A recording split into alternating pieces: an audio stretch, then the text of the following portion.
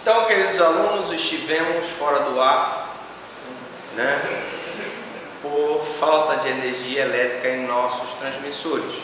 Voltamos com a nossa programação normal. Então, falávamos que os autos, né, sobem ao tribunal no prazo de 5 dias, quando for sede do tribunal. Então, se for uma comarca contígua à capital, vai subir em 5 dias. E de 30 dias quando for uma comarca do interior distante, né? Estados como o Pará, o Amazonas são estados grandes, o Mato Grosso geralmente demora mais. Mas eu queria esclarecer que é até 30 dias e não que você vai mandar em 30 dias. Bom, voltando então, as despesas de translado serão pagas pelo apelante sob pena de deserção do recurso, né? E aí é preciso ressaltar também o seguinte, né? Que a deserção do recurso hoje se dá pela falta de pagamento do preparo. A fuga do acusado não é mais causa de deserção do recurso. Vou repetir. A deserção do recurso hoje se dá pela falta de pagamento do preparo. A fuga do acusado não é mais hoje considerada como causa para a deserção do recurso, tá? Embora isso seja contrário, né, às nossas convicções, porque tu deverias ter uma forma de punir o acusado quando ele fugisse. O cara foge, vai para o exterior, mas o recurso dele permanece, porque isso violaria a dignidade da pessoa humana, o direito ao duplo grau de jurisdição. Mas e a fuga dele? Será que ele tem compromisso com a justiça se ele fugiu? Bom, a petição do apelo deve ser dirigida para o juiz do processo que determinará seja assinado o termo de apelação. Então nós já vimos que a primeira petição do apelo ela vai encaminhada para o juiz do processo, né? Excelentíssimo senhor juiz de direito da comarca tal. E a petição que tem os fundamentos da apelação, então aqui vai para o excelentíssimo senhor juiz, a petição do apelo, e a petição com as razões da apelação vai para o desembargador, que é o relator ou o revisor, compõe aquela câmara ou turma, né, ou sessão do tribunal. A petição do apelo vai para o juiz. A petição que contém as razões do recurso encaminhado e endereçado à Câmara, ao douto procurador do Ministério Público, que vai funcionar como custos legis. Tá? O apelante, depois dele o apelado, terá o prazo de 8 dias para oferecer as razões, né? Então, o apelante, depois o apelado. Lógico, pelo princípio do contraditório. Salvo nos processos de contravenção, que nós já aprendemos que o prazo é de 3 dias. Se for contravenção, o prazo é de 3 dias. Firmes prazos para as razões, os autos serão remetidos à instância superior com as razões ou sem elas, no prazo de 5 dias. Então, como eu interpus a apelação e veio as contrazões, eu tenho 5 dias para mandar esse recurso para a instância superior. Com as razões ou sem elas, nós vimos que, mesmo que não se junte as razões, o fundamento vai haver o recurso, né? Salvo no caso do Distrito Federal e das comarcas que forem sede do Tribunal de Apelação, em que ficará em cartório o translado dos termos essenciais do processo. Aliás, eu já falei aqui nesse curso que é obrigação do cartório ter uma cópia dos autos de todo e qualquer processo, tá? E futuramente todos os processos serão digitalizados, portanto serão digitais, mas é preciso que eu tenha sempre um backup desses, se perder o original, eu tenho pelo menos um backup. Então, translado dos termos essenciais do processo, e o prazo será de 30 dias para que seja feito isso. Se o apelante declarar na petição ou no termo, ao interpor a apelação, que deseja razoar no superior instância, serão os autos remetidos ao tribunal, onde serão abertas vistas as partes. É isso que eu digo. Se eu recorro lá de, deixa eu ver, uma cidade longe lá no Amazonas, vamos lá, Itacoatiara, de Itacoatiara para Manaus deve ser uma distância, não sei, grande, né? Imagina, por exemplo, aí ele pega e diz que quer recorrer na instância superior, aí vai de Itacoatiara o processo para lá, aí de lá volta para o promotor mandar de novas razões. Então, primeiro vai a intimação para o promotor, depois vai mais um prazo para ele mandar as razões, e aí vai demorando. Observados então os prazos legais, notificadas as partes pela publicação oficial. Agora eu chamo a atenção disso aqui, gente. Nessa nossa aula, eu deixei para o finalzinho as 3 partes mais importantes dessa aula de apelação, que são as reformácios, impégios e mélios. Vamos lá. Começando pela reformácio impégios. Vou pedir permissão dos senhores para a gente apagar aqui, se precisar fazer alguma anotação, a gente faz aqui no quadro, porque eu queria que vocês prestassem muita atenção nessa questão aqui. Proibição de reforma da sentença para pior ou reformácio impégios. Proibição da reforma da sentença para pior ou reformácio impégios. Essa proibição ocorre apenas quando o acusado apelar à instância superior. Se só ele apelar para a instância superior, o juiz ou adquém não poderá modificar a decisão para agravar a situação penal. Um exemplo: se só a defesa apelar e pedir a redução da pena, o tribunal não pode aumentar a sanção imposta. Isso é o princípio da reformácio impégios. Ora, nós já sabemos que de uma decisão eu posso ter um recurso de apelação do MP e posso ter um recurso de apelação da defesa. Se só a defesa apela, o Ministério Público não apelou, e a defesa está recorrendo para reduzir a pena que foi combinada em 8 anos de reclusão para 6 anos de reclusão, ou transformar o regime fechado no regime semiaberto, ou considerar uma agravante, uma atenuante que não foi considerada, uma causa de diminuição que não foi considerada. E o tribunal, ao invés de diminuir para 6, aumenta para 12, uma pena de 8 não pode. O tribunal, ao invés de considerar aquela atenuante, considera uma agravante, não pode. O tribunal, ao invés de considerar aquela causa de diminuição de pena, considera uma causa de aumento de pena. Qualquer que seja a hipótese em que o tribunal, em recurso exclusivo da defesa, venha a aumentar a sanção imposta, venha a prejudicar o réu, isso é proibido terminantemente pelo princípio da reformácio impégios. Não pode haver reforma para pior quando só a defesa recorreu. Preste atenção. Mas se o Ministério Público tivesse recorrido e a defesa tivesse recorrido no Tribunal de Justiça do Estado, é diferente. A defesa recorreu querendo a diminuição da pena. O Ministério Público recorreu querendo aumentar a pena. Aí tudo bem. Eu tenho um recurso em que o tribunal está autorizado a diminuir se a defesa tiver a razão ou aumentar se o MP tiver a razão. O que eu estou dizendo é que a reformácio impégios só se aplica quando há um recurso exclusivo da defesa, só a defesa recorreu. Beleza? Alright. Agora preste atenção. Nós temos agora a reformácio impégios indireta. O que é a reformácio impégios indireta? Tudo que você queria saber sobre a apelação, nunca teve coragem de perguntar.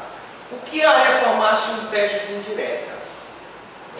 Se for anulada a sentença condenatória em recurso exclusivo da defesa, não pode ser prolatada decisão posterior mais gravosa do que anteriormente anulada. Então vamos lá.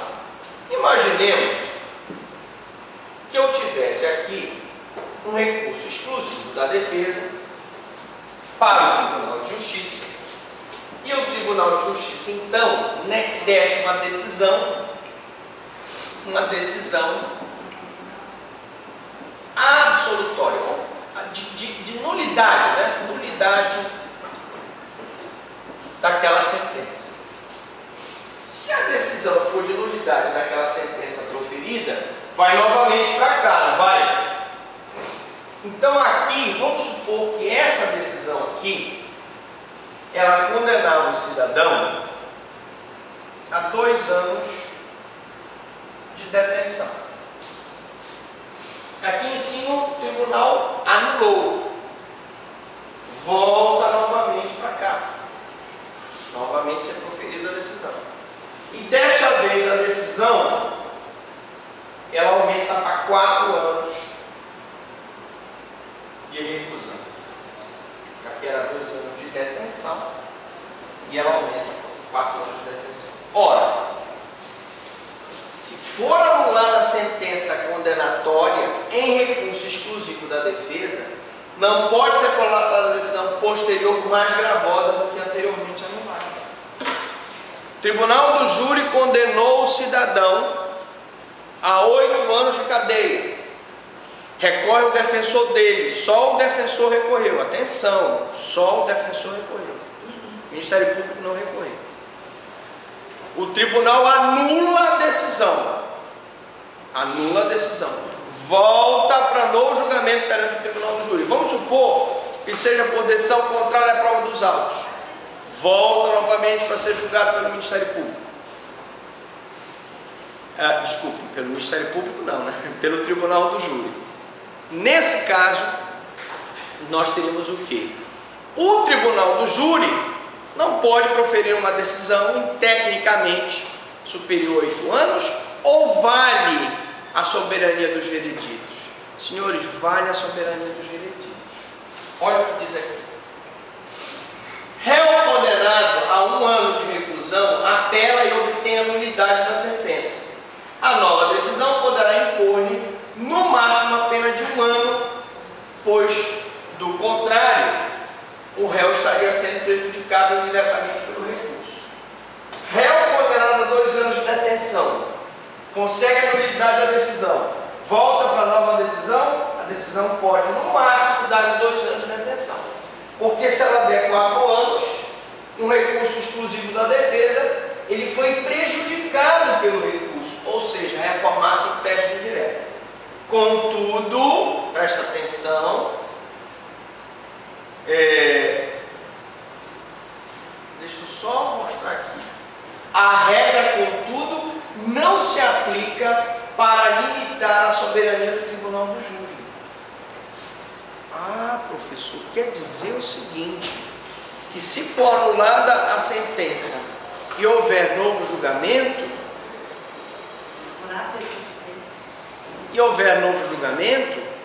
nós vamos ter a seguinte situação. O Tribunal do Júri não está, os jurados não estão impedidos de dar uma decisão maior do que os 8 anos. O professor foi recurso exclusivo da defesa, a defesa recorreu, disse que foi uma decisão contrária à prova dos autos, foi para o tribunal considerou, volta para o Tribunal do Júri e agora o júri dá uma pena de 10 anos para o cidadão? Sim, porque no caso do júri existe a soberania do Tribunal do Júri, a soberania dos vereditos. Então, no caso do Tribunal do Júri, eles podem aplicar uma pena maior. Outra coisa aqui, que é muito difícil de entender, é a reformatio in melius. Na verdade, se critica essa terminologia, né? Porque, na verdade, ela não é uma reforma in melius, não é uma reformatio in melius. ela seria uma reformatio in pejus para o Ministério Público. Explico. É porque a reformatio in melius consiste na possibilidade do tribunal, em recurso exclusivo da acusação, melhorar a situação processual do acusado. Professor, mas aí viola o princípio da igualdade de armas, viola o princípio da igualdade entre as partes. O senhor acabou de dizer que para a defesa, em recurso exclusivo da defesa, o tribunal não pode piorar a situação do réu. Agora o senhor está dizendo que em recurso exclusivo da acusação, o tribunal não está impedido de melhorar a situação do réu? Quer dizer que para a defesa não pode piorar, mas para o Ministério Público pode melhorar? Senhores, muito embora tenha gente de peso que defenda isso aqui, também tem gente de peso que é contra. E aí, o promotor de justiça, por exemplo, apela para aumentar a pena e o tribunal absolve o réu. Seria um cúmulo do absurdo. Mas há quem defenda essa tese de que para a acusação, se for recurso exclusivo da acusação, o tribunal não está impedido de melhorar a situação do réu. Por quê? Os que defendem a tese dizem como é que estaria o tribunal impedido de fazer justiça. Imagine que aquela condenação foi injusta e que o advogado, por exemplo, por negligência não recorreu e o próprio condenado, por ignorância, não recorreu. E aí só o tribunal reconhece o recurso do Ministério Público, que recorreu sozinho, mas observa que aquela condenação foi injusta, foi iníqua, foi ilegal. Pode o tribunal então absolver o acusado? Os que defendem a tese dizem que sim. O Supremo Tribunal Federal diz que não é possível, em face do princípio do tanto devoluto quanto apelado. Ora, se o Ministério Público devolveu para o tribunal aquela matéria específica para o aumento daquela pena, como é que pode o tribunal agora absolver o acusado? O promotor não apelou para aumentar a pena? Então, pelo tanto devoluto quanto apelado, tanto se devolve quanto se apela, só foi mandado para o tribunal a apelação com fundamento para aumento de pena, não se falou nada em absolvição, então o tribunal não poderia absolver. Mas, vamos dar uma olhadinha aqui, e aqui eu tenho, não sei se vai aparecer aqui a observação, olha o que diz aqui. É a posição, está dando para enxergar, de Dermercian e Maluli, ao ensinarem que parece-nos mais adequada o entendimento do Supremo Tribunal Federal, no sentido de que o limite do efeito devolutivo deve obedecer o princípio do tanto devoluto quanto apelado, não podendo o recurso rever contra quem interpôs e obrigando o tribunal a apreciar exclusivamente a matéria que foi objeto do pedido nele contido. Ou seja, pelo tanto devoluto quanto apelado, o tribunal só deve apreciar aquela matéria que foi recorrida, já que o promotor só pediu para aumentar a pena. Aí diz aqui, aí ele coloca outros entendimentos aqui, Vocês conseguem ler essa letrinha?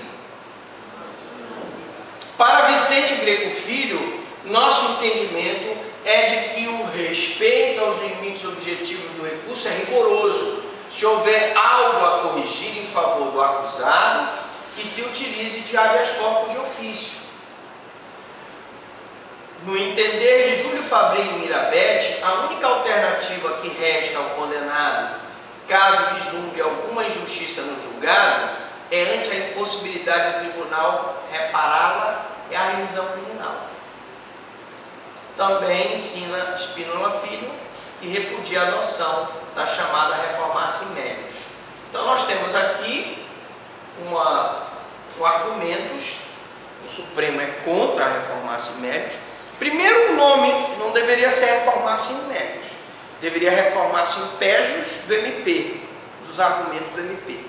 E segundo, porque eu estaria violando o princípio do tanto devoluto quanto apelado. Quando eu estou devolvendo para o tribunal uma coisa, só aumento de pena, e o tribunal está se manifestando até na absolvição do acusado. Pois o tribunal estaria julgando então extra petita, sem que tivesse competência recursal para tanto. Você pode, eventualmente, quando você estiver na acusação e que a sentença lhe for, você recorrer para aumentar a pena e a sentença vier com uma decisão absoluta, o acórdão vier com uma decisão absolutória, você pode muito bem de arguir que houve um julgamento extra petita em recurso especial ou extraordinário. Tá certo? Porque o tribunal estaria extrapolando a competência recursal. Bom, meus amigos, era isso que nós tínhamos a falar de apelação. Eu pergunto até aqui alguma dúvida, alguma pergunta.